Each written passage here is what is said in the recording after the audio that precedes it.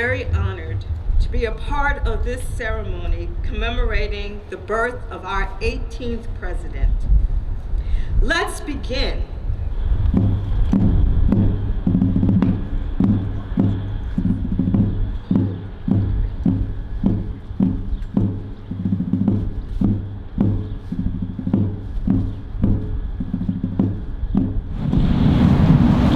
Years ago today, a baby who would be named Hiram Ulysses Grant was born in a small wooden frame house in Point Pleasant, Ohio.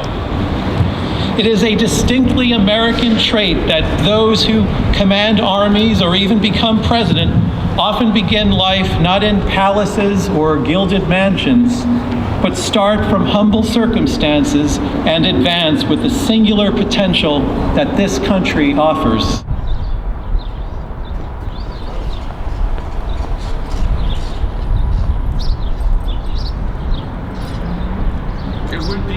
Future generations, including our own, to fulfill that legacy.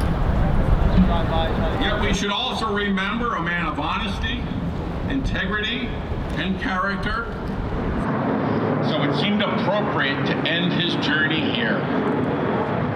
We today remember the man who served his country so well, the man who more than any other military man saved the Union.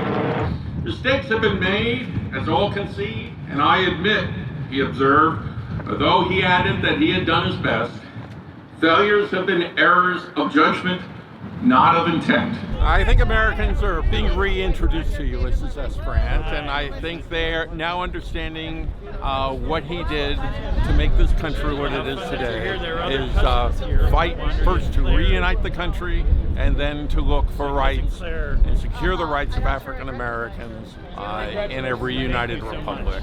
And I think we now appreciate that in a way we may not have appreciated those achievements in a previous age. When I studied Grant, it wasn't so much to argue a case, it's simply to look at the man and try to understand him. And if in that effort people began to reassess him, that's fine. But I just was more interested in what his story really was. Ulysses S. Grant was such a leader. In the words of poet Walt Whitman, he was a man of the mighty days and equal to the days. As he commanded the Union Army during a pivotal moment in our nation's history, and later led our nation through a critical period of transition as President of the United States of America. Attention! Stand by! Hurry! Hurry! And put! Hurry! And put! Hurry! And put! Hurry! Hurry! Stand! Arms! It is through the endless years of research and compelling, thoughtful writing of many historians since I was a child that I have come not only to understand the man whose name I bear, but to appreciate and admire him in so many different ways. I have seen false mythology shattered by historians. I've seen a century's worth of misinformation corrected by historians.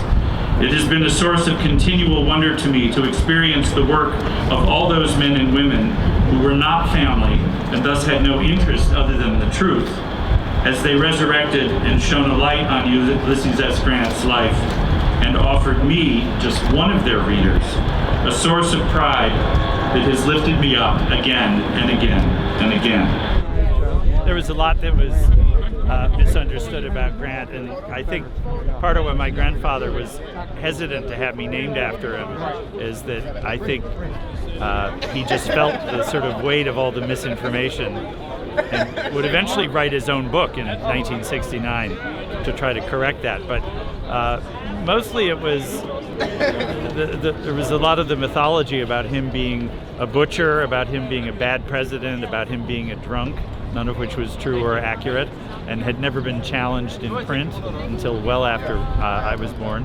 And so I've seen this incredible turnaround that Grant is now has risen up through the ranks and being one of the best presidents instead of one of the worst, which is what I was told constantly when I was a kid. So it's great to be here on a day like this and bear witness to that transformation and the way he's seen by the people of this country. Well, he was a great man, and if you don't know why he was a great man, find out.